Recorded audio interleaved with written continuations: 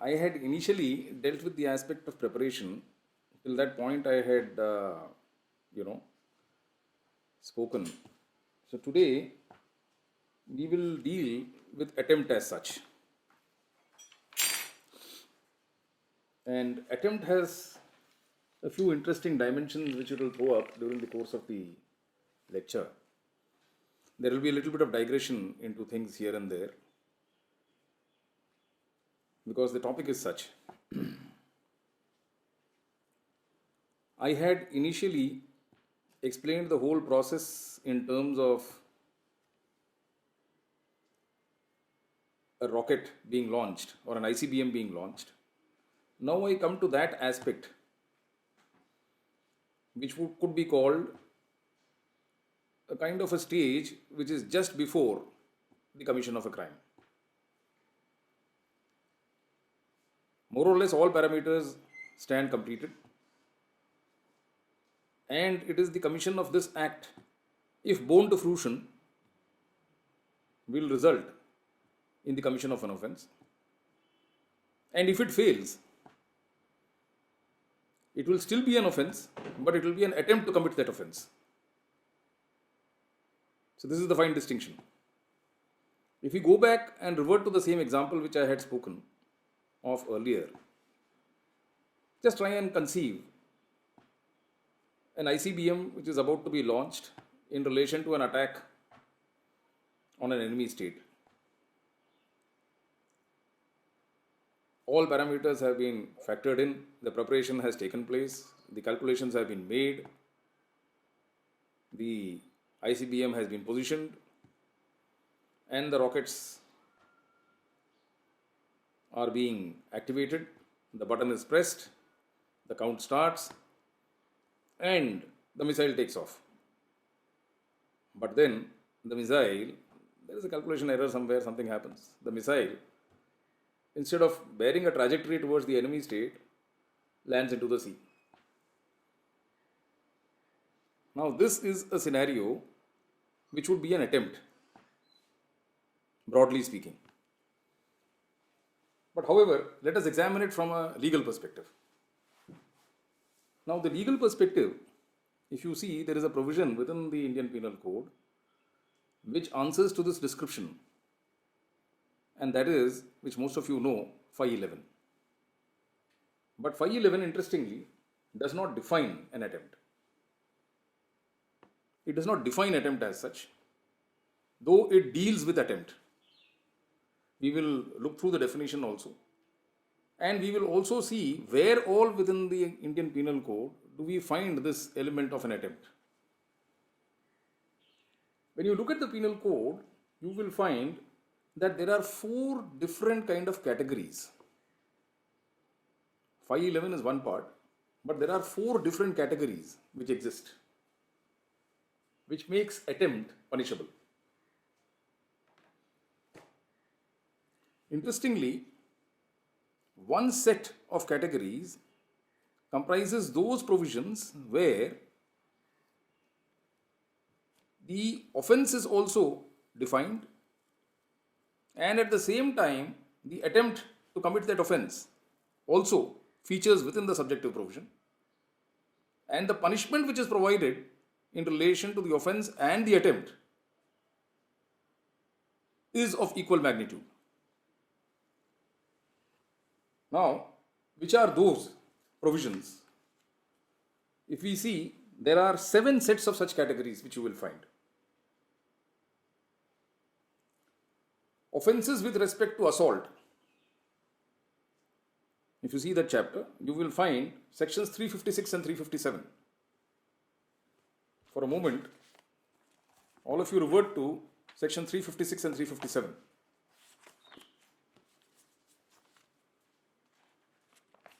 You will find that in relation to this assault, the attempt also is punishable, and the punishment accorded is the same.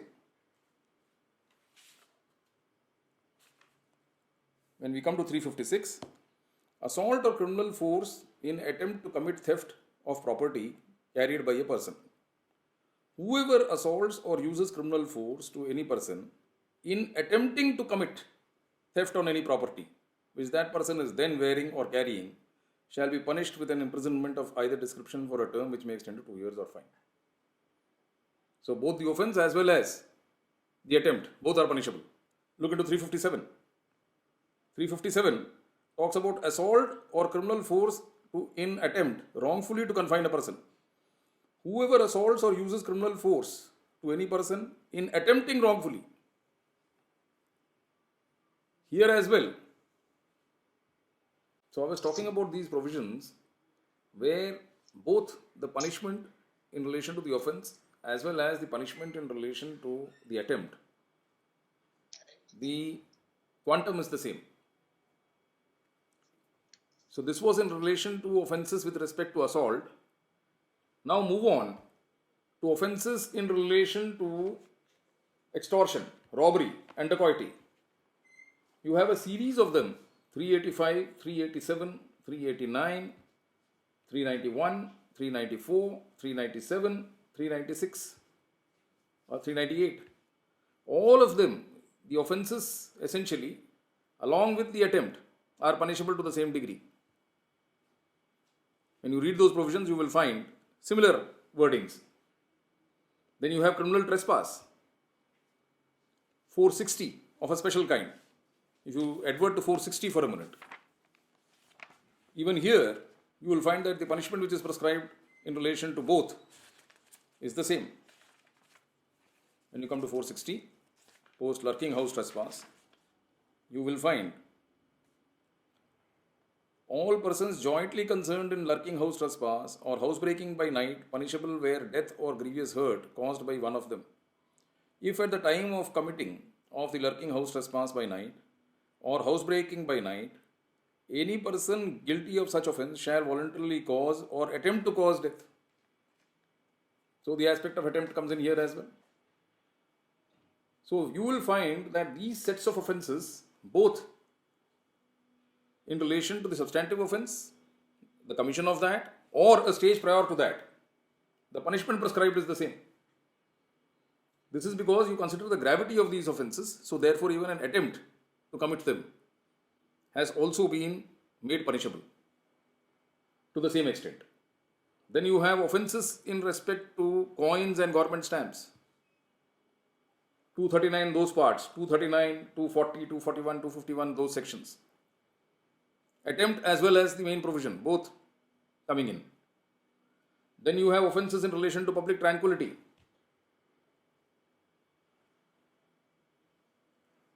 (152) and 153A. I dealt with 153A the other day. Then you have offences in relation to public justice. 196, 197. The 200, 230 in those sections. So in this manner, you will find, for instance, abetting of mutiny. That is one part, 131. And then again you will find in offences against the state, 121, sedition, those ones, 121, 124, 124A, 125 and 130. So the entire gamut of these 7 odd categories within this sub-first category, where attempt as well as the offence, both are made punishable. The next category you will find is a little different. The next category is one where the quantum of sentence which is prescribed for attempt, though defined within a portion of that section, the quantum of a sentence which is there for an offence is different as distinguished with that of an attempt to commit the same. Now these are these two provisions which you both are aware, which all of you are aware, 307 and 308. Attempt to commit murder, attempt to commit culpable homicide not amounting to murder. In both, you will find that the offence otherwise is punishable with a much larger sentence, and here there is a difference in relation to the sentencing. Now going a little further, I come to a third category, and this category is a little interesting. This category is an interesting category because here the attempt is punishable. attempt to commit this particular offense may be punishable, this particular act may be punishable, but whereas the offense itself defies punishment. Now, it's a very strange and interesting kind of a scenario, and this is where I will digress a little bit in relation to many other things. The provision which is falling in this category is section 309. Now, 309 is a provision which has had a checkered history, and 309 is a provision which I feel, because of its checkered history, each one of you should, to a certain extent, know what exactly this provision is all about. Now, 309 is a section, a provision within the IPC which punishes an attempt to commit suicide. Let us visit 309 for a minute. 309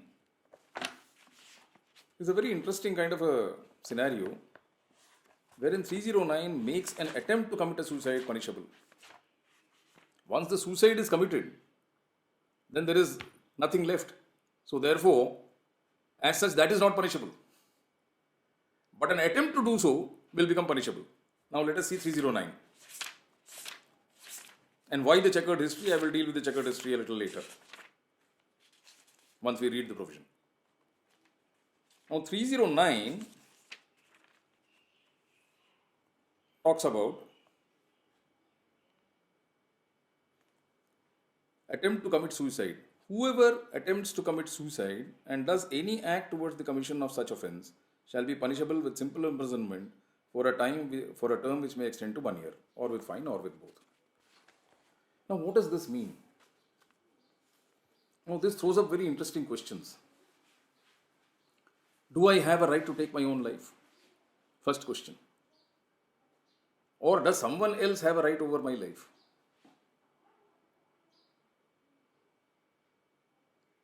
How is it to be tested in terms of Article 21 of the Indian Constitution? When Article 21 says right to life and personal liberty, does Article 21 within its ambit also include within itself the right to die? Right to life, does it include the right to die as well? Second question. Third question, that can this right to die, if decreed, be exercised by somebody else if I am not in that state to carry out that decision? Now, these are all different facets and interesting facets which this provision has thrown, which has been the question of public debate and also has been an aspect of judicial determination. To understand this, I will like to take you a little back in history and in periods of time. When did this concept come in the mind of human beings, which is the first evidence of the same? When we look into that, how many of you have heard of Socrates? In Hindi, he is called Sukrat. All of you have. Now, Socrates was known for the philosophies that he propounded at that point of time. And there was a period when Socrates was imprisoned for having poisoned the minds of the youth in that island in Greece where he used to live. Because his ideas were radical, they were far ahead of his times. So there was a charge which was leveled against him, and he was imprisoned and he was being tried for the same. But Socrates decided not to be subject to any decision of others, and on his own decided to have a potion of a deadly herb called hemlock. That hemlock is a poisonous herb which is available in those areas of Europe and the Mediterranean. He decided to have hemlock and end his life. So that is the first, probably the first evidence that we have where a man exercised his own right over his life and decided to terminate it.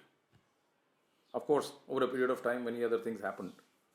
But this is the first which I could probably locate. And there was a term which was used for this. And the term that was used for this was called euthanasia, which is still prevalent today. And there is a public debate ever since in terms of euthanasia.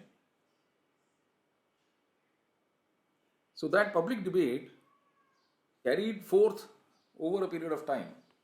See, as far as Christian religion is concerned, Christianity is concerned, because Christianity, initially there was no Christianity, Christianity came much later. But then Christianity became very prevalent. And Christian schools of thought tended to dominate post-Renaissance or pre-Renaissance. The entire thought process was being dominated by that mythological, Christian theological thought process. So in Christian theology, it is generally an accepted fact that life which is given by God cannot be taken by a human being. A human being does not have a right to take his life. Now, this finds reflection in various other theologies as well, and probably finds a reflection in Islam also, because these are sister religions. So you will find a reflection in Christianity, Islam, as well as in Jewish traditions, because they are all sister religions, is what they say, with differences of interpretation over a period of time. So generally, the accepted theological view was that life which has been given to man by God cannot be taken away by him. He does not have a right to do so. Now, interestingly, going a little further in relation to that, since I had in the beginning of the lecture said that there is a link between literature and law, which I will, over a period of time when I am discussing and opening up topics for discussion out here, I will try and relate as much as I can from examples of literature and from examples of theology and other aspects. So going to literature and linked with theology, the Church of England initially had allegiance with the papacy or the Pope in Rome. They used to derive their authority from there. A time came when secular laws conflicted with ecclesiastical laws, or laws which were laid down by the Pope and by the Church, which came in conflict with each other. And the king sought ascendancy in terms of the laws which were laid down by clerics. Now, in that conflict and tussle, there was a scenario where Thomas More, yes, it was Thomas More. Thomas More, at one point of time, was appointed as the Lord Chancellor of England. And this was a time when King Henry VIII, the much married king, was ruling. So there was a tussle at that point of time between the two. And during that period of time, because King Henry VIII wanted to marry again, he engineered the murder of his first wife and tried and protracted a marriage in relation to the second, and sought legitimacy of the second marriage from the church. And there were charges which were leveled against the Lord Chancellor that he was not cooperating. And the Lord Chancellor at that point of time was also similarly indicted and taken into custody at the Tower of London. The Tower of London has seen very famous people being quartered there, very famous people being, put in there and then tried there. So at that point of time, Thomas More, when he was imprisoned, he wrote a very interesting book by the name of utopia. You people must have heard that term. Utopia is a utopian state, a state which a person generally strives to attain, an ideal state, for instance. So, the book that he wrote, Utopia, in that book, he advocated that the state had a right to exercise the right to die, which is euthanasia. So, this is a reference of euthanasia which you find in literature. That is why I brought in all this. He, of course, thereafter was tried, and then thereafter he was hanged. As they say, in British times those days, it used to be hanged and quartered. It used to be not only just hanged, he would be hanged, drawn, and quartered. That is the word that was in prevalence. And hanged, drawn, and quartered actually meant that one, he would be hanged first, and then he would be disemboweled. He would be torn apart from top to bottom. His entire intestines and others would be removed. And quartered means that he would be then sliced into 4 pieces to be exhibited on the Tower of London and other various places. So that is the manner in which those sentences used to be carried out. This is just a digression. Diabolic digression, if you could say so. So going further from there, we come back to the scenario in relation to 309. So what happened? There was a very famous case where this issue came up for the first time, where this provision's constitutionality was challenged in the Supreme Court. And the name of that case was P. Ratnam versus Union of India. For those of you who are interested, and I feel that each one of you should go through these provisions, because this is a facet which is very different. The citation of this judgment is 1994 3 JT Supreme Court 392. Now in Ratnam, the constitutional validity of 309 was challenged, and the concept which was briefly, which I am trying to summarize for you, the argument was that right to life includes the right to take it away. It is not just a negative right as far as 21 is concerned. Like in Article 19, when we say that there is a freedom of speech and expression, within that freedom of speech and expression is also inbuilt a concept of a freedom to remain silent, which has been recognized by the courts, that this includes this as well. So similarly, it was urged that under Article 21, if there is a right to life which has been provided, that right to life, in order to be comprehensive and effective, it should include within it the right to take away one's life. So based on this argument, the court came to the conclusion that the provision of 309 did not stand up to the test of constitutional validity, because it made this an offence and therefore struck it down. So in a way, the right to euthanasia was given recognition. Now this happened in 1994. Again, this same issue got revisited, interestingly, in a case which related to abetment to suicide as far as Gyan Kaur was concerned. Then came up Gyan Kaur.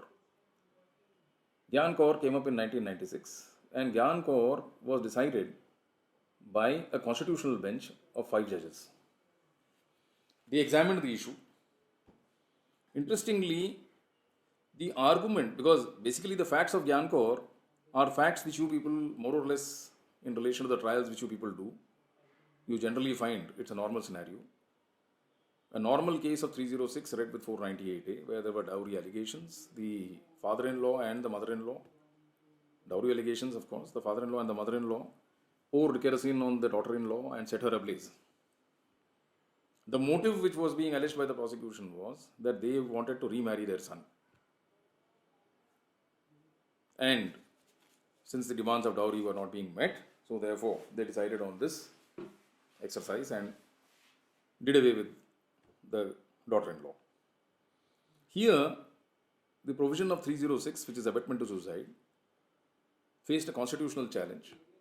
based on the constitutional challenge which had succeeded in relation to the earlier case which I had said, Ratnam. So here the constitutionality of 306 got challenged, and during that process, Ratnam got revisited.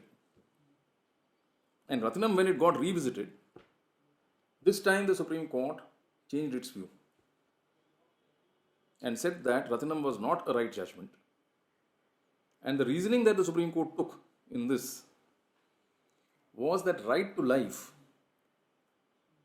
is a natural right. They say that it is a natural right, it is a gift of nature. Life is a gift of nature which flows. Now look at the reasoning. Life is a gift of nature which flows. Termination of life is unnatural. Termination of life, which is being sought in terms of what was sought in Ratnam, is unnatural. And suicide, when you talk in terms of suicide, an attempt to suicide, is an unnatural way of ending it. So therefore, cannot be given legitimacy, and therefore the constitutional validity of 309 exists. It is a constitutionally valid provision and will therefore be upheld, and was upheld. So they upheld and set aside Ratnam. But at the same time, when Gyan was being decided, within Gyan also came up two interesting aspects. And the interesting aspect was this, that they considered situations where a person is medically and terminally ill, number one.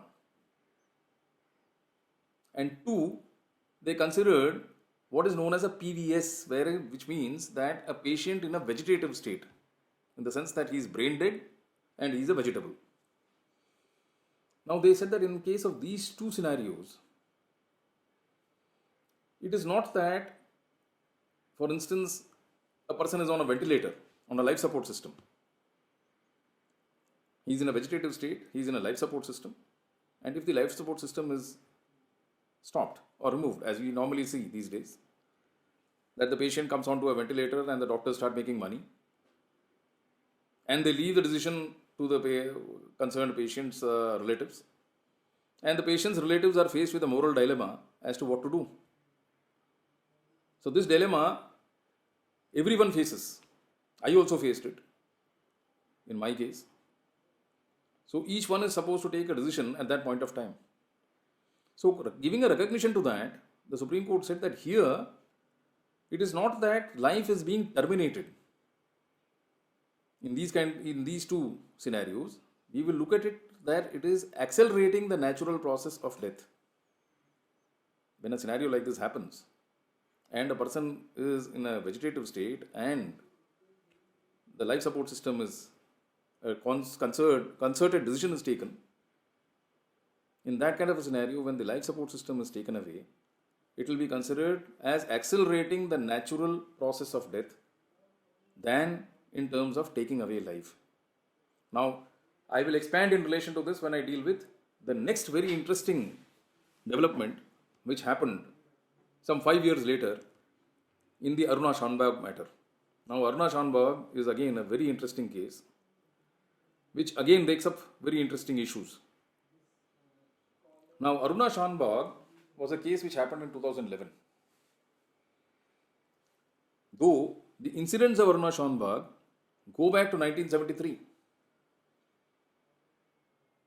In 1973, Aruna Shanbhag was a young girl who was working as a nurse in the KEM hospital at Bombay. And as you know, nurse duties of a nurse involve her presence in the hospital at odd hours. And when she was in her ward in the night, the ward boy suddenly decided that he is interested in her and he wants to rape her.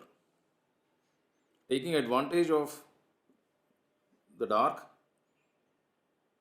he tried raping her, and ultimately when she resisted, he used those hospital tubes to strangulate her and in fact landed up sodomizing her. And because of the strangulation which was done in order to prevent her from registering a protest, the oxygen supply to her brain got affected and she collapsed. The next day, she was discovered by the hospital staff. And since the oxygen supply to the brain had completely collapsed, it had come down to a diminishing level, it affected the brain, and she was reduced to a vegetable state. Now, in 1973, when this happened, from 1973 to 2011, Aruna Shanbag continued to be a vegetable on the hospital beds of the KEM hospital. When a journalist, a busybody, decided to approach the Supreme Court with this petition that she should be allowed to be subjected to euthanasia, considering the fact that around 40 odd years have gone by and she is in a vegetative state. So, this was the conspectus in which Aruna Shanbag's matter came up before the Supreme Court.